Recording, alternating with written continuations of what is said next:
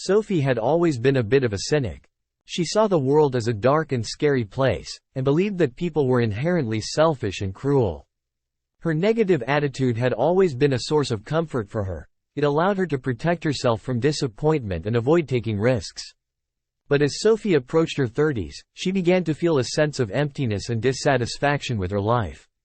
She had a decent job and a small group of friends, but she couldn't shake the feeling that something was missing. One day, Sophie was scrolling through social media when she came across a post from an old friend. The post was filled with pictures of her friends' travels, exotic locations, beautiful scenery, and smiling faces. Sophie felt a pang of envy as she looked at the pictures. She realized that her negative attitude had been holding her back from experiencing the world and all it had to offer. Sophie made a decision that day to change her attitude. She began to read books about positive thinking and personal growth, and started attending self-help seminars. She also started to make small changes in her daily life. She smiled more, talked to strangers, and tried new things. At first, it was hard. Sophie's old negative thought patterns were deeply ingrained, and it was a constant battle to keep them at bay. But slowly, as she continued to practice positive thinking and focus on the good in life, she began to notice a shift. She felt more confident, more energized, and more alive than she had in years. Sophie started to take risks. She applied for a promotion at work, something she never would have done before. To her surprise, she got the job.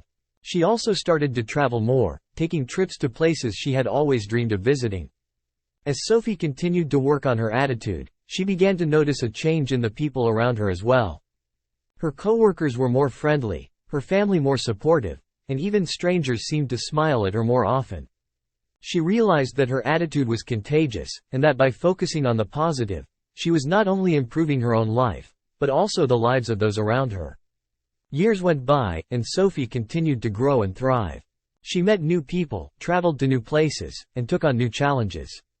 She never forgot her old negative attitude, but she no longer let it control her.